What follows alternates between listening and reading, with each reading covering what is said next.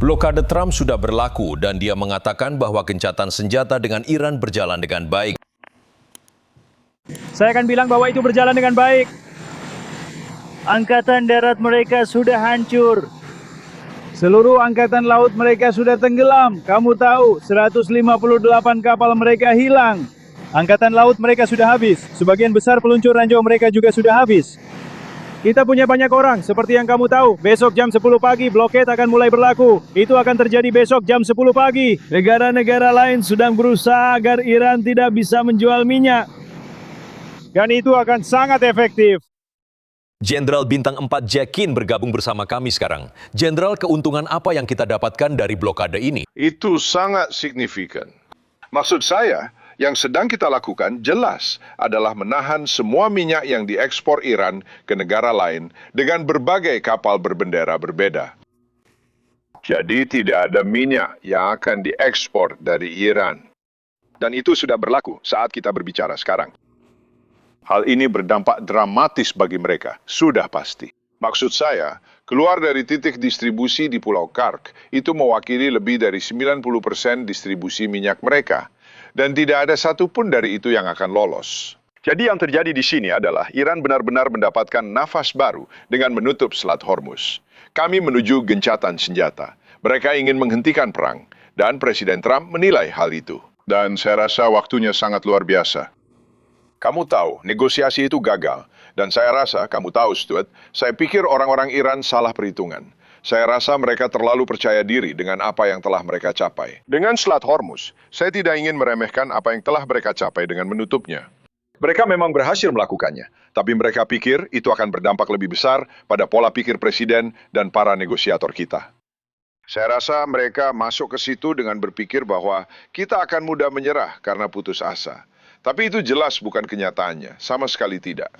Bahkan, maksud saya, Presiden sudah mengatakan secara terbuka dan tentu saja kepada para negosiator. Dia mengatakan secara pribadi bahwa dia menginginkan semuanya. Dan saya yakin mereka memanggilnya kembali untuk mendapatkan masukan secara rinci tentang usulan tersebut. Dia berkata, sama sekali tidak ada konsesi apapun yang mereka inginkan. Sayangnya, kami tidak mendapatkan semua yang kami inginkan, jadi belum ada kesepakatan akhir. Dan berbicara tentang negosiasi, Garibaf terus-menerus keluar untuk berbicara dengan seseorang yang penting.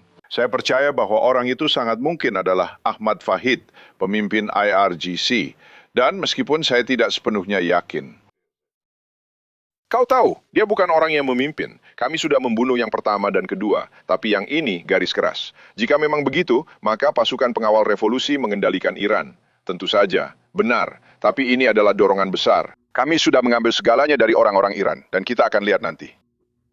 Lihatlah Iran. Kau tahu, masalah perang adalah bahwa perang pada dasarnya adalah ujian kehendak. Dan lawanmu selalu punya pilihan di sini. Dan kurasa kita baru saja memaksa mereka melakukan kesalahan dan merebut kembali bola. Ya, disinilah kita sekarang. Oke? Tapi orang Iran punya pilihan. Mereka bisa menciptakan kebuntuan dan membuat kita khawatir dengan mengatakan bahwa minyak dan ekonomi lebih penting bagi mereka. Memaksa orang Amerika untuk mundur. Kedua, mereka bisa mengujinya.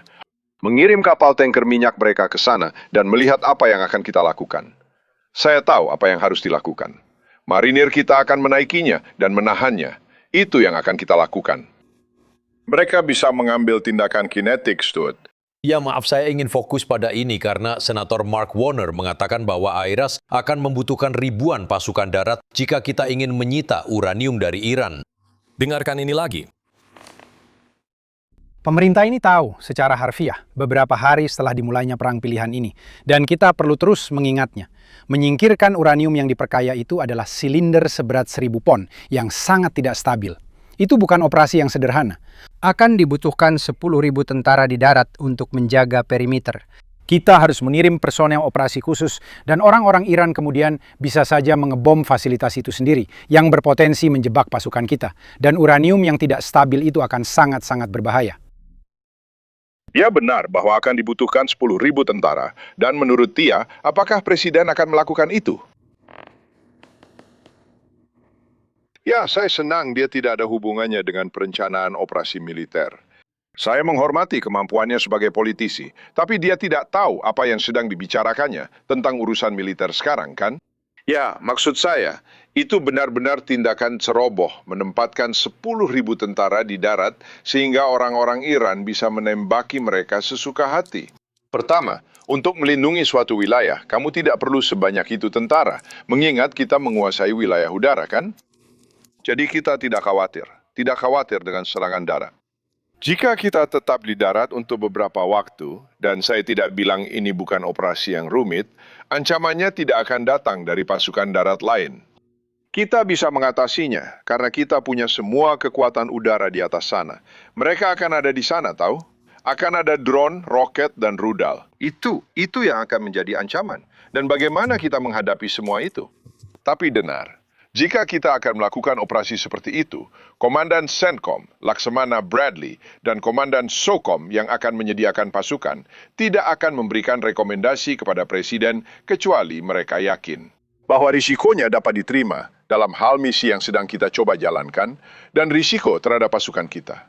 Saya tidak menyangkal ada risiko bagi pasukan. Ya, saya tidak mengatakan tidak akan ada korban. Bisa saja ada. Setiap kali Anda terlibat dalam pertempuran, bisa saja ada korban. Tapi dengar, supaya kamu mengerti, Stuart, ada cara lain untuk mencapai hal itu. Salah satu caranya adalah dengan mengambil alih Pulau Kark, atau bahkan mengancam akan menguasainya, dengan mengatakan serahkan, hentikan secara sukarela program pengayaan nuklir, atau kami akan mengambil seluruh minyak kalian, lebih dari 90%. Atau kami akan mengambilnya, atau kami akan menghancurkannya. Ya, salah satu dari keduanya. Oke? Jadi itu adalah satu lagi pengaruh yang kita miliki. Saya tidak akan mempertaruhkan satupun pasukan. Lihat, orang-orang Iran harus memilih apakah mereka akan mematuhi atau tidak. Selalu menyenangkan berbicara dengan Anda, Jenderal. Anda tahu apa yang Anda bicarakan. Terima kasih banyak, Jenderal Jack Keane. Sampai jumpa lagi. Dengan perhatian tertuju pada Iran, fokus juga ada di Lebanon, di mana Israel dan Hizbullah yang didukung oleh Iran terus saling menyerang. Di sini Anda bisa melihat akibat dari serangan Israel pada hari Minggu. Hizbullah terus meluncurkan roket saat ini juga ke wilayah utara Israel. Akhir pekan ini, Benjamin Netanyahu dan Israel Katz mengunjungi Lebanon Selatan untuk melihat pasukan yang menghadapi Hizbullah. IDF menyatakan bahwa mereka telah menyingkirkan lebih dari 100 anggota kelompok tersebut hanya di satu wilayah. Netanyahu menambahkan hal berikut. Musuh-musuh kita, Iran dan poros kejahatan, datang untuk menghancurkan kita. Dan sekarang mereka hanya berjuang untuk bertahan hidup. Kita melihat ini di semua lini. Ini adalah prestasi luar biasa dari negara Israel. Dan pasukan pertahanan Israel, baik dari tentara reguler maupun para prajurit cadangan kita yang luar biasa. Rakyat Israel memberi hormat kepada kalian. Israel dan Lebanon bersiap untuk negosiasi langsung di Washington minggu ini dengan tujuan perlucutan senjata Hizbullah dan perdamaian abadi antara kedua negara. Jadi Trey, menurutmu, apakah Israel akan menderita jika mereka mencoba menutup Laut Merah? Seperti yang mereka ancam akan lakukan jika kita melanjutkan blokade. Apa yang akan kita lakukan dalam waktu sekitar 1 jam? Tentu saja, kita sedang membicarakan Bab El Mandeb, sebuah wilayah di mana Iran bisa menggunakan proksi mereka, yaitu Houthi di Yaman, untuk memblokir jalur pelayaran internasional. Mereka mengancam akan melakukan itu jika pelabuhan mereka di Selat Hormuz diblokade. Kita sudah pernah melihat sebelumnya Houthi terlibat langsung dalam konflik ini. Salah satu kekhawatiran besar adalah kemungkinan Iran benar-benar menggunakan Houthi untuk menyerang kapal-kapal di Laut Merah dengan rudal atau drone yang akan sangat berbahaya. Semua ini terjadi dalam situasi di mana Amerika Serikat memegang kendali penuh tidak hanya atas laut, tetapi juga atas wilayah udara Iran. Dalam 40 hari terakhir, Amerika Serikat dan Israel telah menghancurkan Angkatan Laut Iran.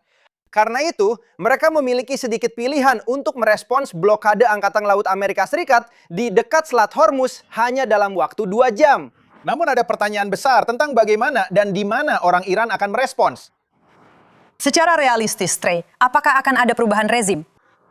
Karena ketika kamu melihat peta, Iran itu sangat luas secara wilayah. Dan aku tidak tahu berapa banyak personel militer atau anggota rezim mereka yang berhasil kita singkirkan. Tapi seberapa besar kemungkinannya? Itu pertanyaan yang bagus. Dan lihat, fokus Amerika Serikat dan pemerintahan Trump bukanlah perubahan rezim. Kita sudah mendengar dari Presiden Trump, Sekretaris Pete Hegseth, juga dari pimpinan Komando Pusat dan Kepala Staf Gabungan. Amerika Serikat tidak mencari perubahan rezim, tapi saya sudah berbicara dengan sumber-sumber regional dan intelijen di sini di Israel yang mengatakan bahwa jika tekanan pada ekonomi Iran terus berlanjut, itu bisa menambah tekanan internal pada sisa rezim ini. Dan itulah sebabnya fokus ancaman dari Amerika Serikat dan Israel adalah pada infrastruktur energi Iran. Mereka memahami bahwa ini adalah salah satu bagian penting dari ekonomi Iran. Jika hal itu menjadi target dan Iran tidak mau bernegosiasi mengenai program nuklir mereka serta Selat Hormuz, maka itu akan memberikan tekanan lebih besar pada rezim tersebut.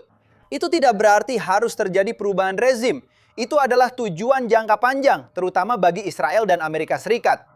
Namun ketika kita melihat situasi di lapangan, rezim Iran dan pasukan IRGC mereka di seluruh negeri masih menguasai kota-kota utama di Iran. Trey, bagaimana posisi Pakistan? Saya tahu mereka adalah tuan rumah untuk hal ini. Dan sudah jelas bahwa orang-orang Iran, sekali lagi, datang ke perundingan dengan usulan-usulan yang tidak masuk akal. Jadi Pakistan mendorong mereka untuk kembali ke meja perundingan. Ya, memang sulit melakukan itu dengan orang-orang seperti ini. Jadi mereka akan mendukung kita jika kita kembali ke seperti yang dikatakan Presiden. Kau tahu, membombardir dengan semua yang kita punya.